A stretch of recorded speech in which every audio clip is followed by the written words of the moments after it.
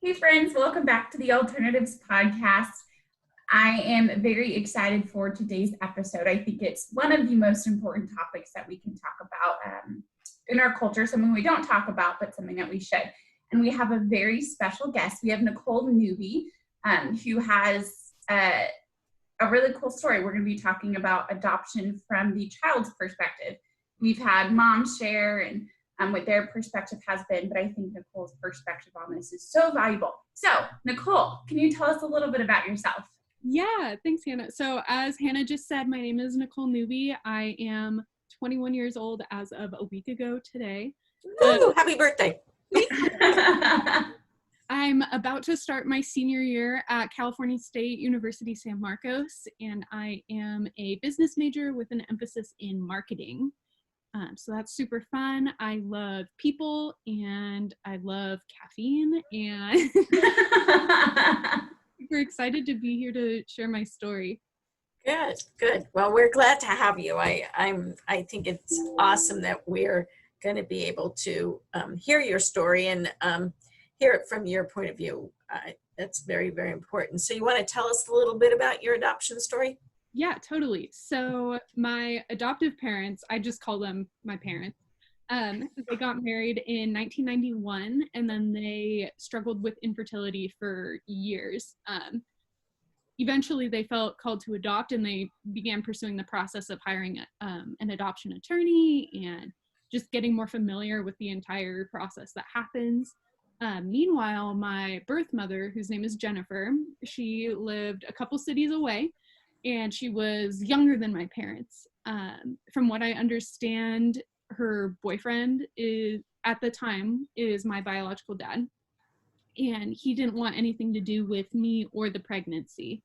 So she was kind of left on her own with her parents. Her parents were very supportive of her pregnancy, and they even offered to take care of the baby once it was born. And then at whatever point she felt comfortable taking over, they could just transition the kid into her home. But she actually worked with the juvenile detention system, and she recognized that about 90% of the kids that she worked with were from single parent households. Mm-hmm. So she didn't want to subject me to that, and so that's part of why she decided to put me up for adoption. And then my adoption was open. So my parents actually got to spend some time getting to know my birth mom before I was born. They went out to eat a couple of times. As far as I know, they were present for ultrasounds. They were kind of there every step of the way. And then I was born in August of 1999, and my parents got to take me home. From what my mom has told me, there was a 90-day policy enacted at that time, and in which if at any point the biological parents want the baby back, they can't show up on your doorstep and you legally have to hand them over. So that was quite a nail biter for a few months after I was born. For my mom specifically worried that she was going to have to give up this baby. And then 3 years after, my brother Joshua was born, and he was adopted from a completely different family from me. So he was adopted, which was another blessing. And then in 2012, my adoptive mom got pregnant after infertility for 20 years. Yeah, so she got pregnant, and so now I have a little baby brother named Hayden, and he is another blessing, a surprise blessing for sure. And yeah, so 2 adopted kids and then 1 biological. And that's kind of my experience. I know it's a little different from like the experience of someone that's been adopted from outside of the US or from foster care, but that's my story. Wow, that's neat. You said so many things. I was trying to write it down. What a blessing your birth mom had, that wisdom of that research about the 90%, because we know children thrive in the 2-parent home. Many single moms are just doing incredible jobs out there, and we know that, and more power to them. It just the statistics that you said, That's pretty interesting. How did your parents communicate with you that you were adopted? So I can remember back to being as young as like 3 and 4 years old and sitting on the couch with my mom when she was trying to explain to me, you know, I am your mom, but I didn't carry you in my belly, as she would say. I didn't carry you in my belly, but I'm your mom and this is your dad. And so, I mean, how do you really explain that to someone that young? But they've definitely always made it a priority to tell my brother and I that we were adopted from a young age, just because they have a couple of friends who were adopted, but their parents kept it from them and it caused a rift later in life. And so it was very much a priority for them to tell us that we were adopted, that we were chosen, that we were loved, and kind of a little bit of where we came from. Sure, sure. What a neat thing to be upfront with you right away, so that you could embrace that and understand that. Did you have any negative thoughts or feelings about the adoption, or did that, or it's kind of like, this is just how it is and that's okay? Yeah, it was definitely, when I was younger, I was a lot more like, oh, this is how it is. Like what you said, like in my mind at the time, I was like, everyone's adopted, right? Like that's just how it works. And then having to learn how to like differentiate everyone's story and situation, and hearing experiences. We have a close friend who's adopted from Russia, so hearing about that experience and stuff like that. And I never really, growing up, had any negative feelings about adoption. I feel like it was more the people around me that almost tried to push negative feelings about adoption. Sure. Which is weird. And like, how do you process that as a child? But yeah, that's more how it was. Sure. Well, and even you said something earlier, a phrase that you used, and I think that's where we can see our culture. You said your birth mom put you up for adoption, right? And I've often thought of that, and we say it's commonplace to say the woman gave the baby up for adoption, and in my heart, I believe that couldn't be further from the truth. She didn't give anything up. She placed you. She found somebody that could take care of you when she couldn't. And to me, I'm always, when I meet a mom that's placed her baby, I just feel like there are our society's unsung heroes, as far as, for whatever reason they couldn't, and there's other alternatives which we don't want to get into right now that are horrible. And this is such a blessing. What are your feelings towards your birth mom? So I think some of the biggest emotions that I have when thinking about my birth mom is I have a lot of admiration for her in her strength and the courage that it took to place me for adoption. I can't even begin to imagine that process, and I really just commend her bravery for that. I haven't met her yet. I'm still kind of coming to terms with the idea that there's someone out there that's a lot like me, or vice versa. I guess I'm like her. Well, it's a little freaky, and I'm not so certain about that yet, but I'm just really grateful that she was willing to make the sacrifices that she did so that I can have the life that I do now. I'm really, really thankful. Sure. Yeah, what a blessing. I mean, really, you're the blessing all the way around. You're the blessing. So what was it like growing up and relating to friends that maybe weren't adopted? How did that go? Right. Let's see. So it was definitely really weird trying to relate to them, non-adopted kids, when I was a kid. usually when I was growing up and I would tell someone that I was adopted, there were two very common reactions. The first one was, "You're not adopted, you look just like your parents," which also kind of perpetuates the stereotype that to be adopted, you have to look different from your family, right? Right. That's a whole thing in and of itself. We have these really close family friends that I've known their son for as long as I can remember. And maybe we were about 12 and I mentioned being adopted. And he was like, "No, you're not. You're not adopted."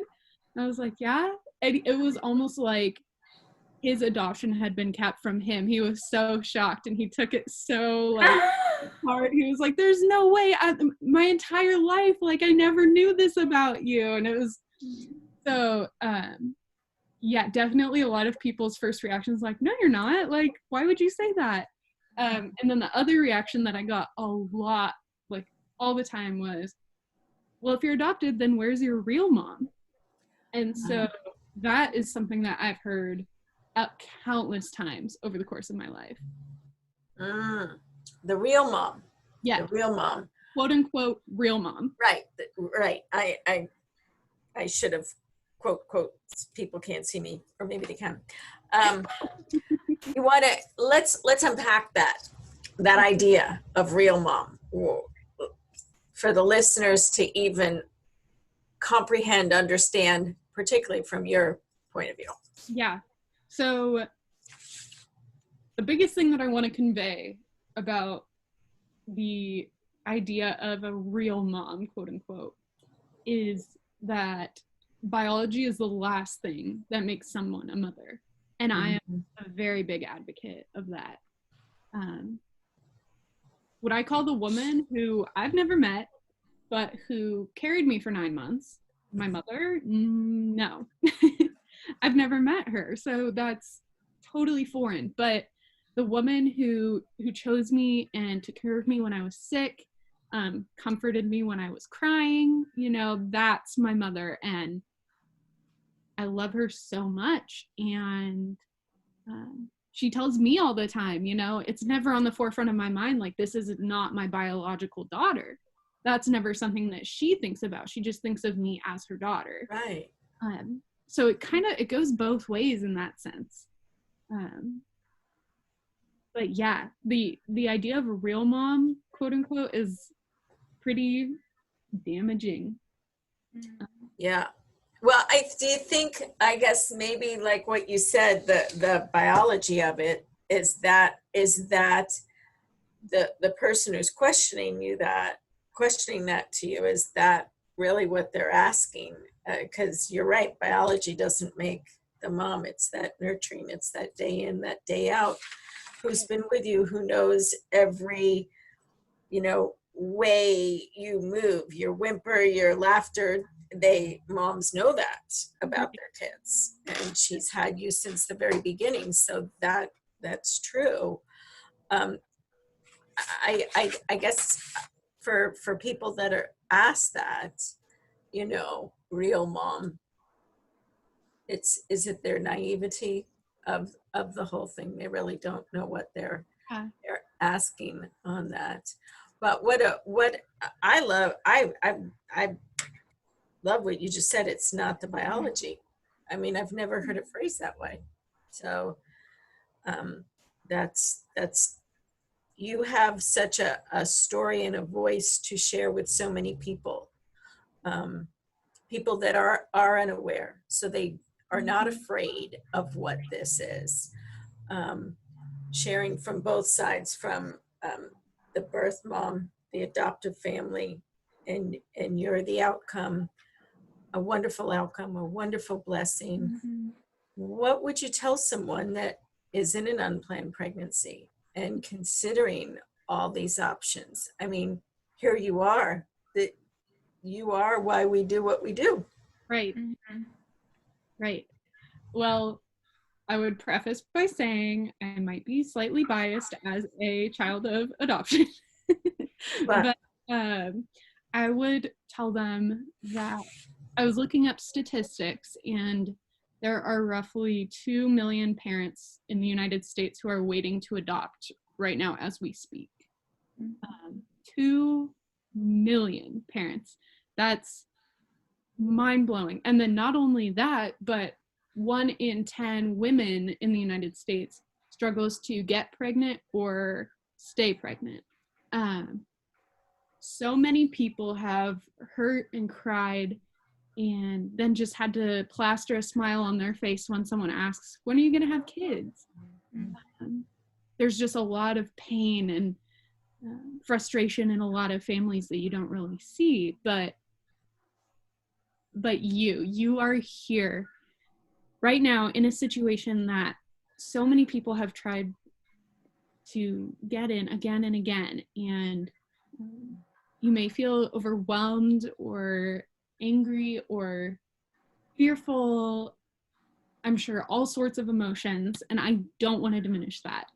But if you doubt your ability to care for this child, know that there are 2 million parents right now that are waiting with an overwhelming amount of care to give. And it won't be an easy journey by any means. But as someone who has experienced it firsthand, I can say that it's really, really worth it. Sure. It's a win, win, win. Nobody loses in this outcome. Right. At all. Yeah, that's a great way of explaining that for the woman that's in the unplanned pregnancy and isn't sure, to be able to make a choice to bless. You know, one thing that our culture, I believe, has done really, really well is the idea of open adoption, of having that ability should you choose to want to meet your birth mom. And that's a great, I think that's something that's done not only for both parents on either side, but for the child. Right. It's really looking at the child and the healthy outcome of the child. 36 years ago, I was in an unplanned pregnancy and didn't choose adoption. And the idea back then is that it would be a closed, if I chose adoption, it would be closed. And that scared me to not be able to see the child again.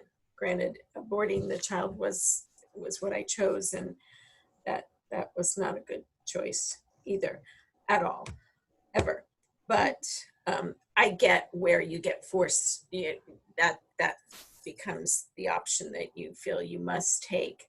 But we've come so far as a culture, and that you said the 90 days earlier. I think that's changed now, at least in California, where it's much quicker for the signing over. And way to go, California. It's not that way in every state.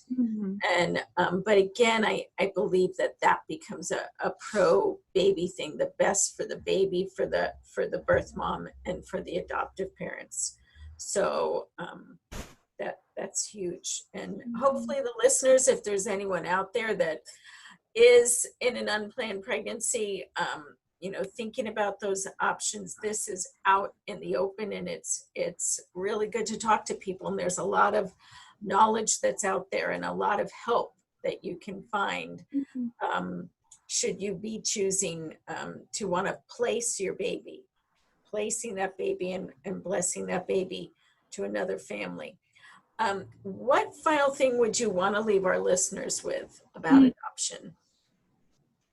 Okay, one last thing that I would say, I actually have something to say to my fellow adoptees, if there are any listening. You are loved and you are chosen. You are not a mistake by any means. And you are so worthy of love. Amen. Amen. Absolutely. Yeah, I could go on about that, but you answered that very, very well, for sure. What is a recent challenge that you've overcome? Oof. So one recent challenge that I've overcome, okay, rewind a little bit. So this ties into adoption. Something that isn't addressed a whole lot that I found out recently was the majority of adults who have been adopted at some point in their life will be diagnosed with borderline personality disorder, BPD, which is an attachment disorder where they're basically fearful of being abandoned.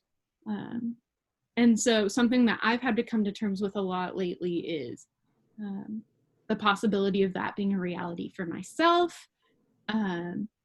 Also just realizing a lot of my tendencies that I have put in place as kind of protection for myself to stop myself from being abandoned. So one of the biggest things is getting over my fear of telling people no. I've always been a very, yes, I'll do that for you type of person, often to my own detriment. And so coming to terms with the fact that it's okay to say, no, like, I need that day to myself, or sorry, I already have plans. Just kind of stepping back and realizing that it's all right, that's okay, and that's a perfectly normal thing to do. So it's definitely been challenging, but it's been extremely rewarding nonetheless. Good. That's a I bet many people do battle that. No, I hope when you were saying that, I'm like, I hope you didn't want to say no here. No. That was the first thing I thought of. I'm like, oh no.